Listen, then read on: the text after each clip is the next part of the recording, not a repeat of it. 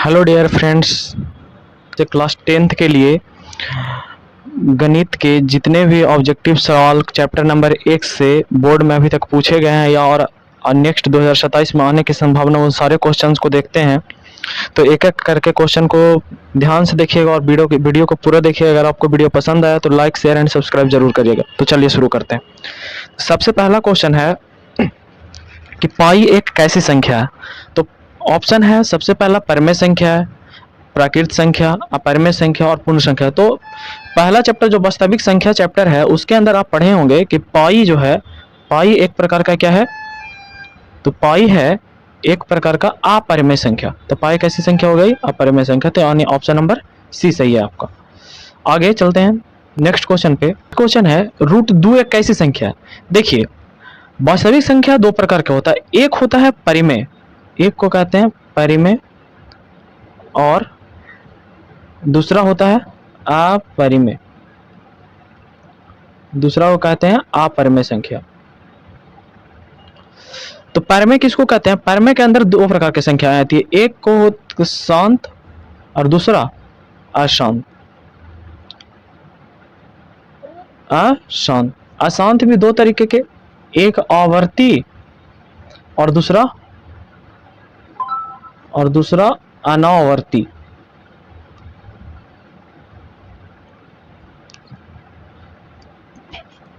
तो शांत और अशांत आवर्ती जो होता है संख्या, ये सारे क्या होते हैं? परिमेय संख्या होते हैं। ये हो जाते हैं अनावर्ती। अशांत अनावर्ती है जो केवल क्या होता है, अपरिमेय। तो इसलिए √2 एक क्या ऐसी संख्या, तो यह भी एक अपरिमेय संख्या है। देखते हैं नेक्स्ट नंबर सवाल को। सबसे छोटी अभाज्य संख्या। अभाज्य संख्या किसको कहते हैं? जिसका केवल दो अपवर्त हो। कह सकते हैं वैसी संख्या जो एक और केवल अपने आप से कटे, एक और अपने आप से कटे, उसको क्या कहते हैं? अभाज्य संख्या कहते हैं। तो इसमें देख लीजिए, जीरो तो नाभाज्य है, नाभाज्य है। एक केवल एक से ही कटता है, इसके एक ही अपवर्त है, इसलिए एक ना तो भाज्य है और ना ही अभाज्य है। तीन देख लीजिए, तीन एक से कट रहा है और अपने आप से कट रहा है, यानी एक और तीन से कट रहा है, यानी यहाँ अभाज्य संख्या है। दो, ऑप्शन नंबर डी दो है। दो भी देख लीजिए, तो एक से कट रहा है और दो से कट रहा है, यानी इसके भी दो अभाज्य। तो सबसे छोटी पूछता है, तो सबसे छोटी अभाज्य संख्या कौन हो गया? दो हो गया। याद रखिएगा, दो एक ऐसी अभाज्य संख्या है जो सम अभाज्य है। आपसे पूछे अगर कि सम अभाज्य संख्या कौन है, तो वो दो है। दो ही एकमात्र ऐसी संख्या है जो सम अभाज्य के रूप में है। देखते हैं अगला नंबर। सबसे छोटी भाज्य संख्या कौन है? भाज्य संख्या जिसको एक दो से अधिक अपवर्त हो। दो, तो दो का केवल अपवर्त एक और दो। चार, तो चार है जो एक है, दो है और चार है, यानी तीन का एक और तीन हो गया। छह का देख लीजिए, तो एक है, दो है और तीन है। तो भाज्य किसको कहते हैं? जिसको एक दो से अधिक अपवर्त हो, यानी या और बोल सकते हैं एक और अपने आप के अलावा किसी और से भी कटे। तो यहां देखेंगे तो दो का केवल दो अपवर्त है, तो दो तो सबसे छोटी अभाज्य संख्या हो गया, ये होगा नहीं। इसके बाद चार का देखें, तो चार का देखिए, तो एक, दो और चार, तो सबसे छोटी संख्या चार ही है, जिसको क्या कहेंगे? भाज्य संख्या। तो यहाँ ऑप्शन नंबर कौन? बी सही हो गया। इसके बाद देखते हैं अगला नंबर। जो दो संख्याएं हैं, अगर ए और बी के लिए HCF ऑफ ए बी, यानी ए बी का जो HCF निकालेंगे, जो LCM निकालेंगे ए बी के, तो आप पढ़े हैं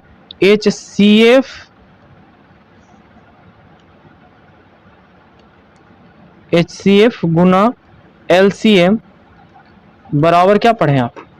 first number into second number पढ़े। तो यहां ऑप्शन मिलाइए, तो पहली संख्या ए था और दूसरी संख्या बी था। तो ऑप्शन के अनुसार एलसीएम गुना एचसीएफ बराबर क्या? ए प्लस बी तो होगा नहीं, ए बटा बी नहीं हो सकता, ए माइनस बी नहीं हो सकता। तो ऑप्शन नंबर डी कौन बचा? ए गुना बी सही है। आगे देखते हैं अगला प्रश्न। 22/7, तो 22/7 परिमेय संख्या क्या पढ़े? वैसी संख्या जिसे p बटा क्यू के रूप में लिखा जा सके, तथा जो क्यू है वो डज नॉट होना चाहिए जीरो के बराबर। तो वही ना कहा था परिमेय संख्या। परिमेय संख्या को इसी रूप में लिख सकते हैं। तो यहाँ देखिए, यहाँ परिमेय संख्या पी बटा क्यू के रूप में होता, तो यानी 22/7 है तो 22 पी की बटा क्यू के रूप में है, तो इसलिए यह एक प्रकार का क्या है, परिमेय संख्या। कंफ्यूज होने वाली बात यहाँ पे क्या है कि आपको ऐसा लगेगा कि पाई का वैल्यू तो होता है 22/7, तब पाई एक अपरिमेय संख्या है, तब 22/7 भी क्या हो गया, अपरिमेय संख्या। लेकिन ऐसा नहीं है, पाई का अप्रॉक्स वैल्यू लगभग में हम इसका कैलकुलेशन करने के लिए 22/7 लेते हैं, एग्जैक्ट वैल्यू 22/7 होता नहीं है। आगे देखिए वास्तविक संख्या के अंदर आप पढ़े यूक्लिड विभाजन परिमेयिका को, जो क्या होता है, भाज बराबर, ऐसे आप पढ़े भाजक गुना भागफल जोड़ शेष। यहाँ ए क्या है, भाज है, बी है भाजक, क्यू भागफल, और आर क्या है, शेष है। आप कोई भी संख्या ले लीजिए, जैसे मानकर चलिए हम इसको ही ले रहे हैं 20, तो 3 छक्का कितना होता है 18, शेष कितना 2। आप ये बताइए इस क्वेश्चन के अनुसार ए का वैल्यू तो 20, बी का वैल्यू जो भाजक है वो 3, भागफल इसका से 6 आया, अब प्लस जो शेष आया वो कितना आया 2।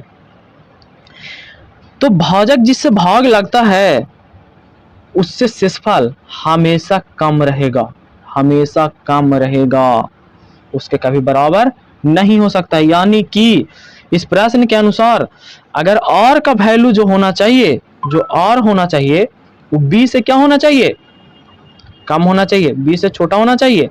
साथ में r का भी मान कर चलिए, अगर हम 5 में 15 से भागा दे दिए, 5 से 15 को भागा दें, तब 5 दिए 15 कट गया, पूरा पूरा कट जा रहा है, तो यहाँ क्या आ रहा है, रिमाइंडर 0, r का वैल्यू क्या आ रहा है 0।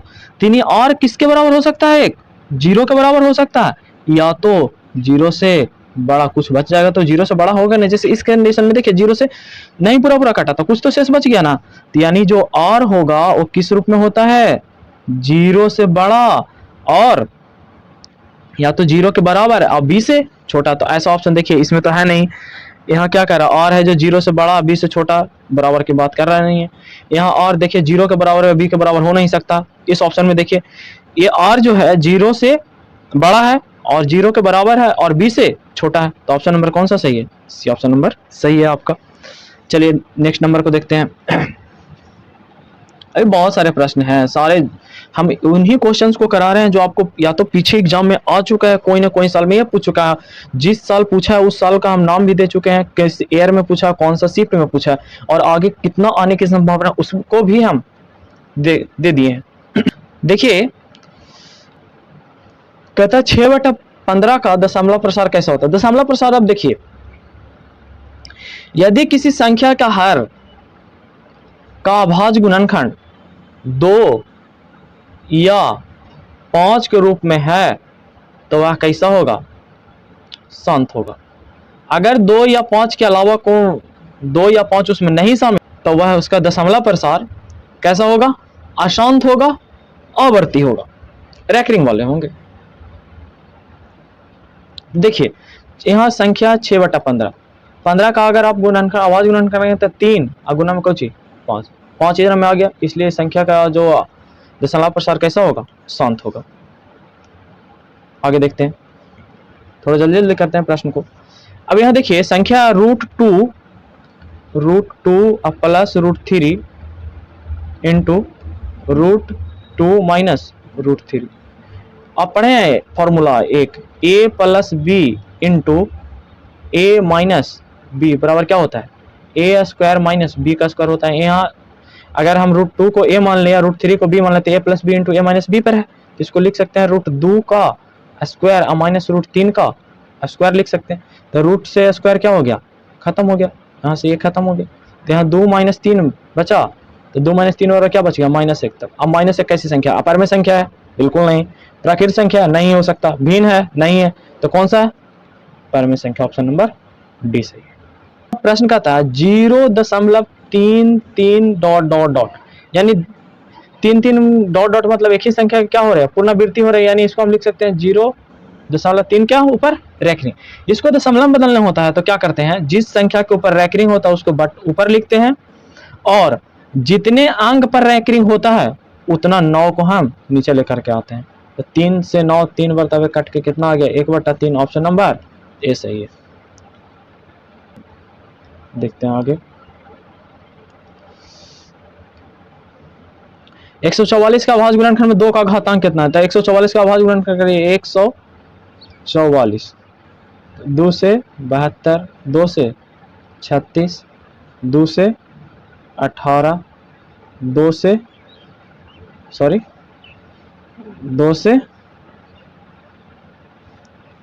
यहाँ 2 से 9 और ये 3 से 3। इसका अभाज्य गुणनखंड 144 का कितना हो गया? 2 गुना 2 गुना 2 गुना 2 गुना 3 गुना 3। तो यहाँ देखिए 2 कितना बार आया? 4 होता है। 2 के पावर 4 गुना 3 के पावर 2 लिख सकते हैं इसको। पूछता है 2 का घातांक कितना था? 2 का घातांक कितना हो गया? 4। आगे दो सहअभाज्य संख्याओं का एचसीएफ कितना होता है? तो कोई दो सहअभाज्य संख्या जैसे ए और बी दो, याद रखिएगा, दो सहअभाज्य संख्या अगर है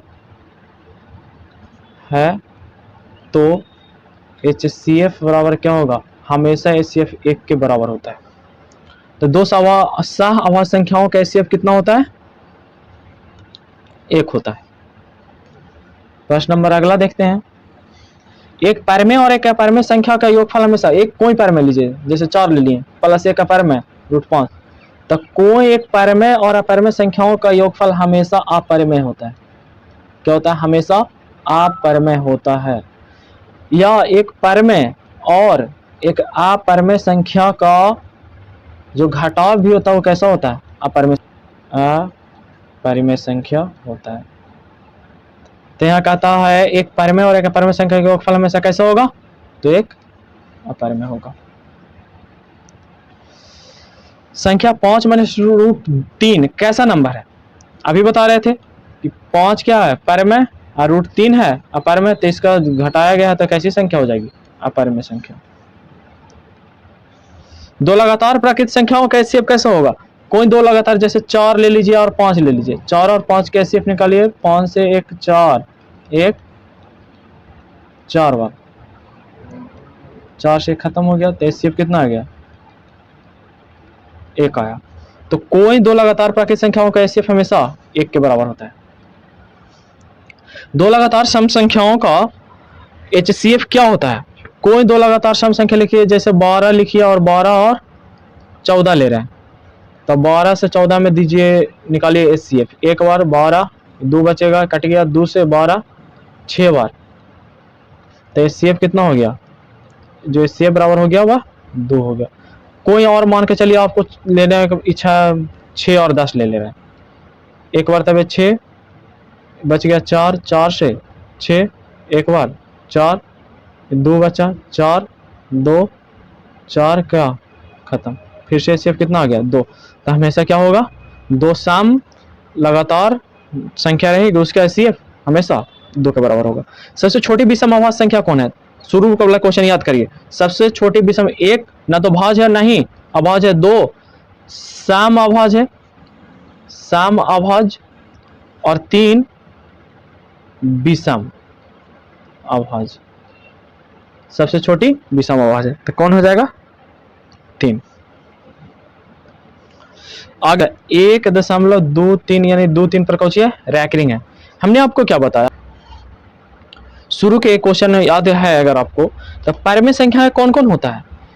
एक तो होता है जो शांत रहता है, जय अशांत में 2 प्रकार के था, एक आवर्ती और एक अनावर्ती। एक आवर्ती और दूसरा अनावर्ती। आवर्ती किसको कहते हैं? अशांत आवर्ती। वैसे संख्या जिसके दशमलव के बाद एक ही संख्या की क्या हो? पुनरावृत्ति होने लगे। तो यहाँ देखिए 2-3 पर रैंकिंग यानी 2-3 आ रहा है, यानी क्या हो गया? अशांत आवर्ती है, यानी यह क्या कहलाएगा?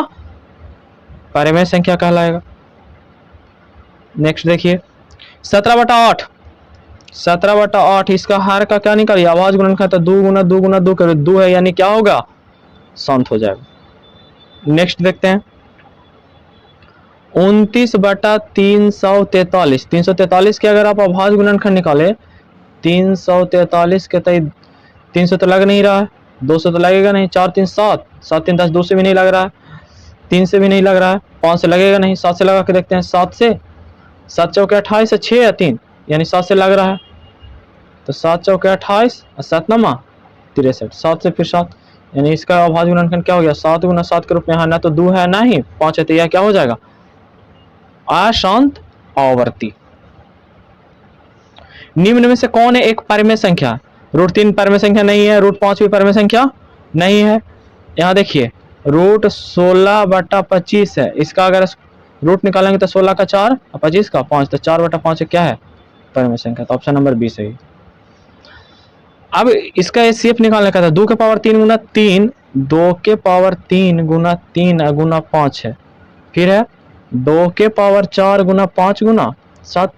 एचसीएफ निकालने के लिए क्या कहता है, जो दोनों में शामिल है उसको केवल बाहर करिए। तो यहाँ 2 के पावर 3 है, यहाँ 2 के पावर 4 है, तो 2 के पावर 3 तो दोनों में है, तो 2 के पावर 3 बाहर हो गया ना, तो एरा में 3 है, एरा में 3 है, ये नहीं, इसमें 5 है और इसमें भी 5 है। 2 का पावर 3 का मतलब 2 गुना 2 गुना 2, तो 2 दूना 4 दूना 8 गुना 5 यानी 8 5 40, इसका क्या हो गया एचसीएफ हो गया। ऑप्शन नंबर डी सही।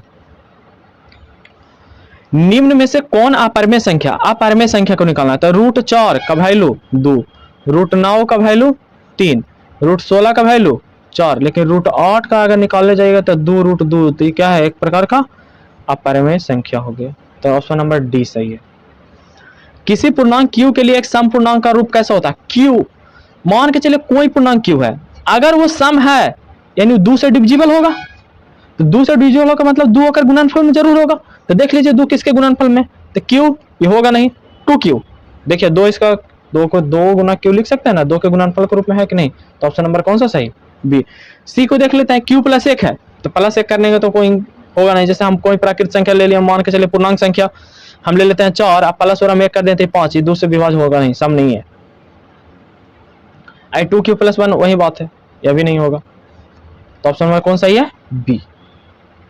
देखते हैं किसी पूर्णांक m के लिए एक विषम पूर्णांक का रूप कैसा होता है, जो 2 से पूरा m पूर्णांक का रहता है, m कोई पूर्णांक है, अगर एक गुणनफल में 2 रहेगा तो सम हो जाएगा। विषम क्या होता है, तो 2 से पूरा कटा नहीं, तो 2 ई पूरा कट रहा है 2 से, और 2 से नहीं कटने चाहिए, तो इसके लिए अगर हम एक ऐड कर दें तो एक विषम संख्या बन जाएगा कि नहीं। जैसे देखिए 4 हम लिए, 4 में कोई एक ऐड कर दीजिए 5, कोई 10 लिए हैं 10 में एक जोड़ दीजिए 11, विषम बन गया कि नहीं। कोई 16 लिया, एक जोड़ दिए तो 17, विषम संख्या बन गया कि नहीं। तो उसी प्रकार 2m क्या है विषम संख्या, और हम एक जोड़ दिएगा तो सॉरी 2m क्या है सम संख्या, और हम एक जोड़ दिए तो विषम बन जाएगा। तो यहाँ ऑप्शन नंबर कौन सा सही हो गया ए। क्वेश्चन नंबर 26 क्या कहता है कि π/2 कैसी संख्या, तब पाई जो है एक अपरमेय संख्या बटा पाई, जब पाई ही एक अपरमेय संख्या तो उसका संक्रियाएं भी क्या होगी अपरमेय होगा, तो π/2 कैसी संख्या हो गया अपरमेय संख्या हो गया। अभी बताए थे एक परमेय और एक अपरमेय संख्याओं का योगफल होता है हमेशा क्या होता है अपरमेय होता है। यहाँ देखिए 1/√2 है, यहाँ √2 अपरमेय संख्या यानी कि संख्या भी क्या होगा अपरमेय। आगे एक अशून्य परमेय मतलब कि परमेय संख्या शून्य नहीं है, तो कोई और ले लेते हैं, जैसे 3 ले लिए, और एक अपरमेय संख्या कोई अपरमेय संख्या √5 ले लिए, का गुणनफल 3√5 होगा। कैसा होता है, तो ये हमेशा के लिए क्या होता है अपरमेय।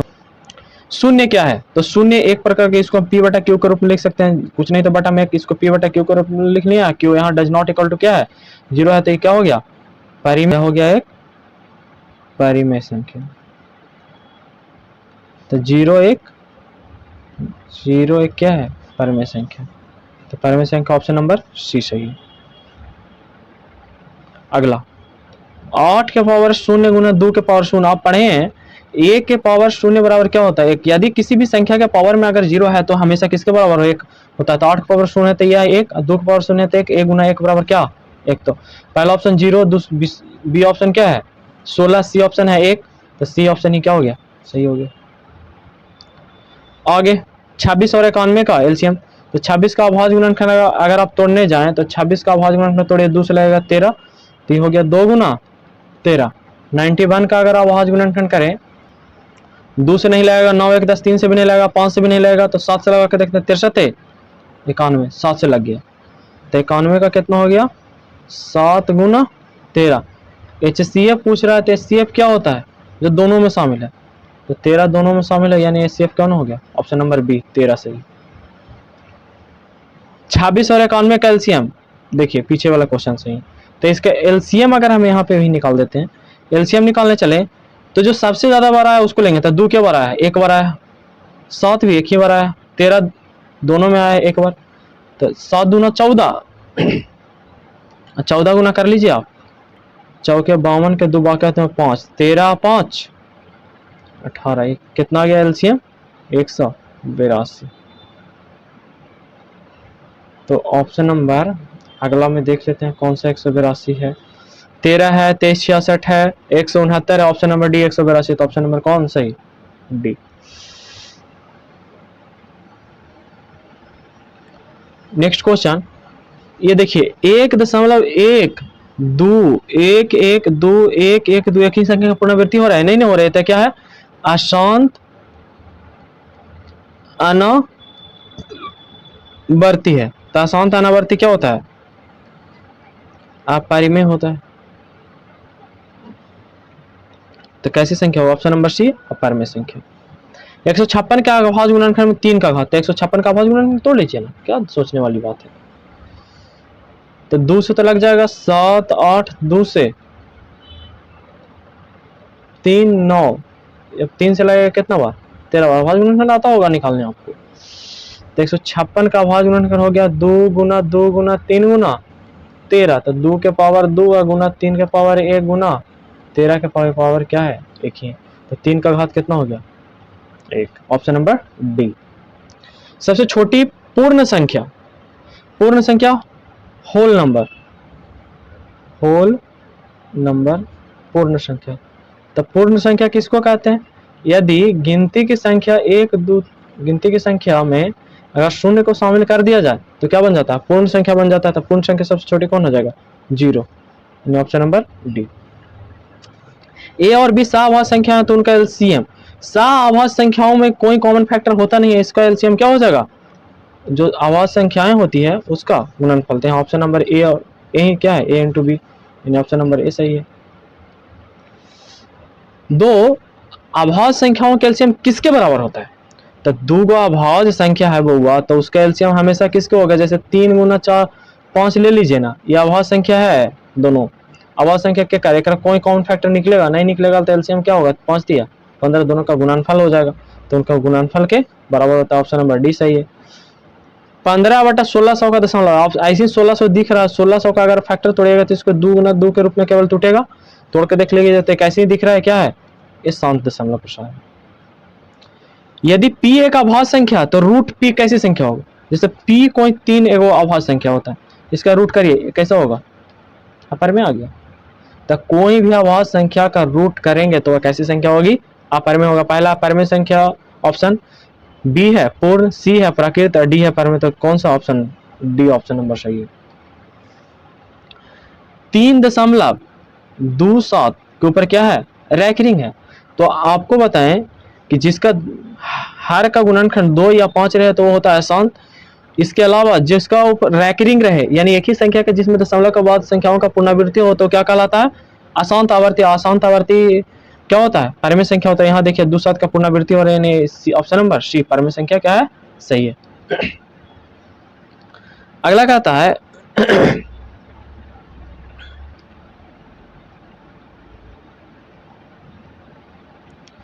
कि 4 माइनस रूट 5, यानी परमेय संख्या 4 है और माइनस रूट 5, परमेय और अपरमेय का योग हो चाहे घटाव हो, दोनों क्या होता है?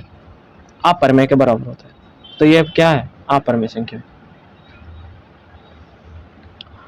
21/24 का दशमलव प्रसार आप बता दे सकते हैं। तो 24 का अगर आप फैक्टर निकालेंगे तो 2 से 12, 2 आ गया ना पहले में, तो जब 2 या 5 आ गया तो कैसे उसका दशमलव प्रसार होगा? शांत होगा। हर में 2 या 5 आ गया तो उसका दशमलव प्रसार हमेशा शांत होता है। प्रश्न नंबर 44 कहता है 2 परमेय संख्याओं के बीच कितनी परमेय संख्याएं हो सकते हैं? कभी भी 2 परमेय रहे या अपरमेय रहे, उसके बीच में से जो संख्याएं वो अनंत होती है। कितना होते हैं? अनंत संख्याएं हो सकती है। क्या 2 परमेय संख्याओं का गुणनफल हमेशा अपरमेय होता है? 2 अपरमेय संख्याओं का गुणनफल हमेशा अपरमेय होता है? ऐसा कोई जरूरी नहीं है। अब करके देखते हैं हम। जैसे √3 इंटू √5 कर लीजिए तो ये √15, यह भी क्या आ गया, अपर में आ गया। लेकिन आप √2 लीजिए इंटू 8, इसको करेंगे तो रूट होगा 8 दूना 16, इसका निकल सकता पूरा पूरा, यानी एक बार अपर में भी आ रहा है और एक पर में। पूछता क्या दो अपर में संख्याओं का गुणनफल हमेशा अपर में होगा? पहला ऑप्शन है हाँ, तो ये ऑप्शन तो हाँ नहीं, ये क्या हो गया, ये तो पहला ऑप्शन गलत हो जाएगा। बी नहीं, क्या नहीं हो सकता है? बिल्कुल नहीं हो सकता, कभी पर में आ सकता तो कभी अपर में आ सकता, इसलिए ऑप्शन नंबर कौन है? ऑप्शन नंबर कौन है? बी सही। 96 और 404 कैसी है? तो 96 का फैक्टर अगर आप तोड़िए तो 96 का फैक्टर 2 से 48, 2 से 24, 2 से 12 और 2 से 6, 2 से 3, तो 96 का हो गया 2 गुना 2 गुना 2 गुना 2 गुना 2 गुना 3, 404, 404 का निकालिए 2 से 202, 2 से 101, यानी 2 गुना 2 गुना 101, 101 क्या है? एक अभाज्य संख्या है, इसीलिए इसका गुणनफल आगे निकलेगा नहीं। तो एचसीएफ पूछता है तो एचसीएफ क्या हो जाएगा? जो दोनों में शामिल हो, तो 2 को 2 दोनों में शामिल हो तो 2 दूना 4, इसका एचसीएफ हो गया। ऑप्शन नंबर ए सही है। देखिए 1.2345678 देखिए दशमलव के बाद संख्याएं क्या हो गई? स्थिर हो गई ना, तो एक ऐसी संख्या होगी, परमेय संख्या होगी। फिर कहता है 0.10, फिर एक पर डबल जीरो है, फिर एक पर ट्रिपल जीरो है, एक डॉट डॉट डॉट है, यानी क्या है? अशांत अनावर्ती है। अशांत अनावर्ती कैसा होता है? अपरमेय संख्या होता है। ऑप्शन नंबर बी सही है। ये आज चैप्टर 1 का करके आपको हम मैथ में, चाहे और भी मैथ, साइंस, एसएसटी, हर एक सब्जेक्ट का हम जितने भी चैप्टर हैं प्रीवियस ईयर जितने भी पूछे गए उस चैप्टर के अंदर से क्वेश्चन, वो हम एक एक करके आपको वीडियो बाय वीडियो, एक मतलब कि एक वीडियो में एक चैप्टर को पूरा जितना भी 2010 से लेकर 26 तक जितने क्वेश्चन पूछे गए हैं उसको सारे कवर करके और आपको हम वीडियो बना करके और अपलोड कर देंगे यूट्यूब पर। इसके साथ ही कुछ आगे आने वाले दिनों में एक एक चैप्टर को पूरा थ्योरी, उसके अंदर जितने क्वेश्चन है, जितने क्वेश्चन बन सकते हैं एग्जाम में, क्या पूछा जाएगा क्या जाएगा, पढ़ना जरूरी है, लेकिन पढ़ाई के साथ साथ स्मार्ट तरीका को भी अपनाना जरूरी है कि क्या पढ़ना और क्या छोड़ना है, इसकी भी समझ होनी चाहिए। कहाँ पे ज्यादा ध्यान देना है, कहाँ पे कम ध्यान देना। पता चला कि जो बच्चा को मैथ का जोन चैप्टर ज्यादा स्ट्रॉन्ग है उसी पे लगा हुआ है, जिसमें ज्यादा दिक्कत हो रही है उसी को कम पढ़ रहा है, तो ऐसा भी नहीं है। तो सबको बराबर तरीके से देखने की जरूरत है। तो अगला नंबर क्वेश्चन कहता है यूक्लिड के विभाजन एल्गोरिथम किस चीज को निकालने की तकनीक है? तो आप पहले ही चैप्टर में पढ़ते आ रहे हैं कि यूक्लिड विभाजन प्रमेय का किसके लिए है? तो एचसीएफ निकालने के लिए। तो ऑप्शन नंबर डी सही है। इसके बाद यदि ए बराबर क्या है? 3q + r। शुरू स्टार्टिंग के क्वेश्चन में हम बताए थे जो r का वैल्यू होता है b से क्या होता है? छोटा। तो यहाँ b कितना है? भाजक कितना हो गया है? 3। तो 3 से छोटा होना चाहिए, तो 3 से छोटा कुछ हो सकता है, 2 हो सकता है, 1 हो सकता है या 0 हो सकता है। तो r का वैल्यू क्या हो जाएगा? पहला ऑप्शन है 0 1, बी ऑप्शन है 0 1 2, तो यही हो जाएगा ऑप्शन नंबर बी। सी में कहता है 1 2, डी में कहता है 0 1 2 3, तो ऑप्शन नंबर कौन है? बी ही सही। तो ये था आपका 50 प्रश्न चैप्टर नंबर 1 वास्तविक संख्या से अभी तक जितने पूछे गए थे, और आगे इसको हर हाल में पूरा करना ही करना है। एक भी क्वेश्चन इससे गलत आपसे नहीं बनने चाहिए, क्योंकि आगे आने वाले एग्जाम 2027 में आपको इसके अंदर से क्वेश्चन दिखेंगे ही दिखेंगे। इतना अगर कर लेते हैं तो वास्तविक संख्या का जो ऑब्जेक्टिव है एक भी आपसे नहीं छूटेगा। सब्जेक्टिव भी हम जल्द ही लेकर के आएंगे। तब तक के लिए धन्यवाद।